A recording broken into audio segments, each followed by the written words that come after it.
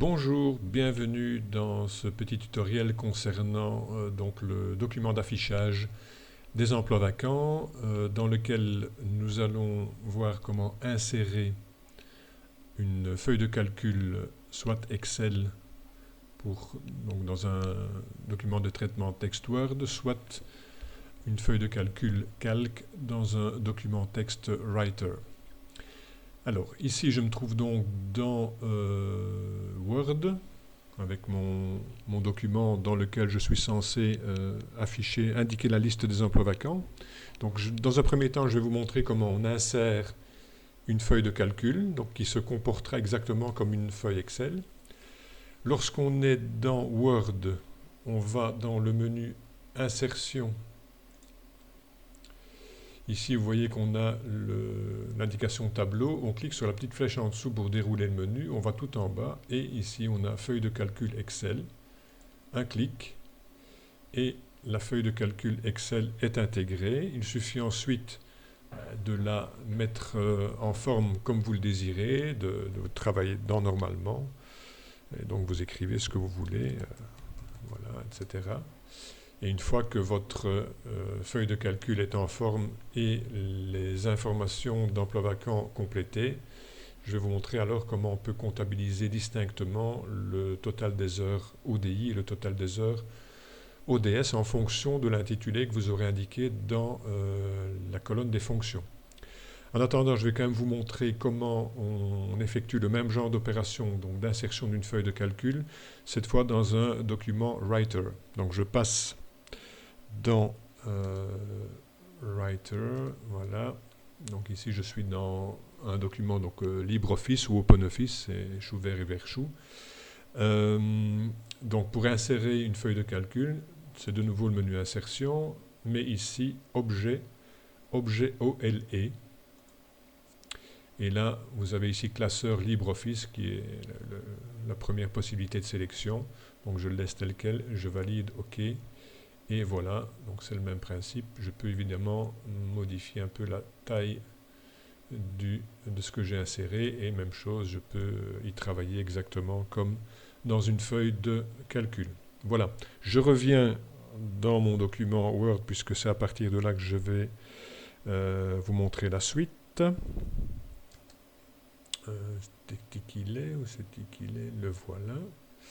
Donc je vais revenir ici au début de mon document, puisque là j'ai déjà préparé la liste des emplois vacants, donc c'est une liste tout à fait fictive que j'ai créée pour l'occasion. Donc ici j'ai mon tableau, tel quel, je ne sais pas travailler dedans, là je peux juste le sélectionner comme si c'était un objet que j'avais inséré dans ma page de document. Si je veux pouvoir travailler dedans, il faut que je double-clique. Toc, toc. Voilà. Je double-clique. Je peux ici aussi modifier la largeur du document, etc. Je pourrais peut-être le faire. D'ailleurs, ici, ce sera peut-être un peu plus confortable pour le montrer ce que j'ai à vous montrer. Voilà. Donc, vous voyez que j'ai déjà mis en forme mon document. Ici, j'ai déjà total heure DI, total heure DS. Alors, ici, on va donc comptabiliser les heures qu'on a au DI en fonction de l'intitulé que l'on a ici dans la colonne accroche fonction. Vous voyez que chaque fois, j'ai évidemment si la fonction est attribuée au DS ou au DI. Alors, la formule. Alors, une formule dans Excel ou dans Calc d'ailleurs, on commence toujours par égal. Donc la première chose à écrire, c'est égal. Voilà, vous voyez le égal qui se met. Si vous mettez une formule, vous ne mettez pas le égal devant, ou éventuellement un symbole mathématique comme plus ou moins, ça ne servira à rien, ce sera simplement du texte. Alors, la fonction qu'on utilise ici, c'est la fonction somme.si. Donc on va faire une somme conditionnelle.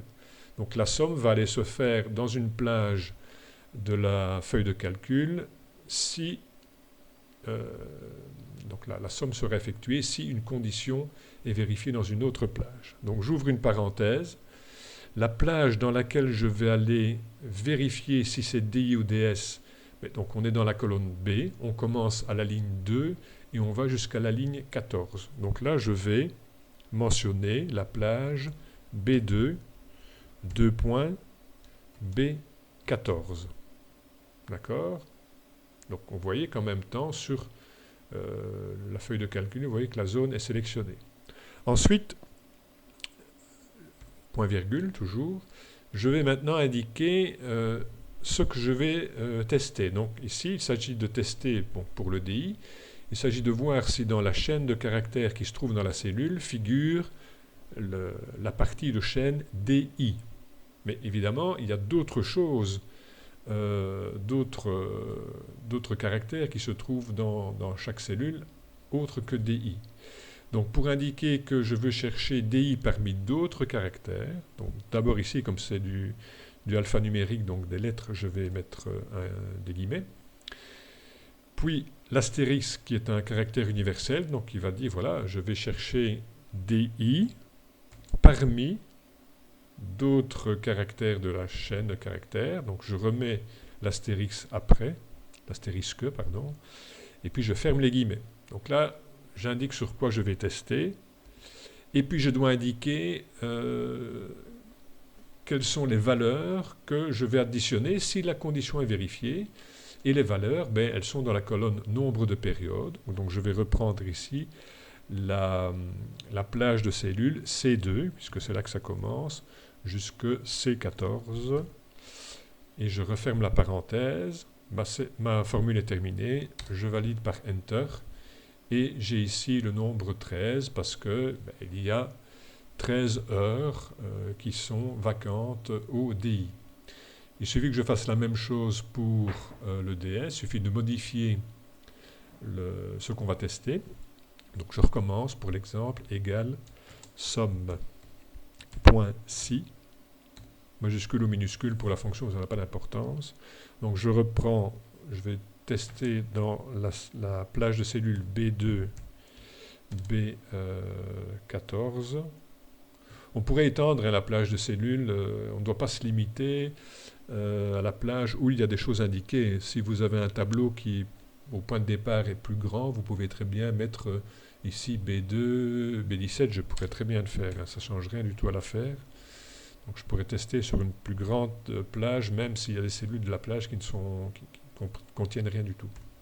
Là, je vais tester sur la partie de chaîne de caractères DS, donc mon astérisque, DS, je remets une astérisque, fermer les guillemets, et je vais évidemment faire mes additions sur la plage de cellules C2. Là aussi, je peux mettre jusque C17, pose pas de problème. Je referme la parenthèse, je valide, et j'ai donc le total de mes heures DS. Et si on veut perfectionner l'affaire, on peut encore indiquer ici total général, 2 points. Là, je vais aligner à droite, et ici j'indique égal plus. Et voilà, et donc j'ai le total ici général, on peut le mettre en gras pour que ce soit bien visible. Et l'affaire est faite. Je reclique en dehors de mon tableau, et j'ai mon affichage normal. Pour y retravailler, simplement un double clic dedans, hop, ça y est. Voilà. Donc c'était quand même assez pratique pour avoir une présentation avec un petit calcul dedans. Évidemment, ici, vous pouvez vous créer un modèle au point de départ pour ne pas devoir chaque année recommencer la mise en page de votre tableau, etc. Mais bon, ça, au niveau création de modèles, on pourra peut-être en reparler une autre fois. Voilà.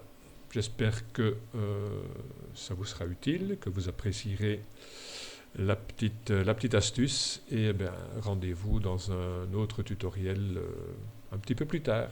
Salut!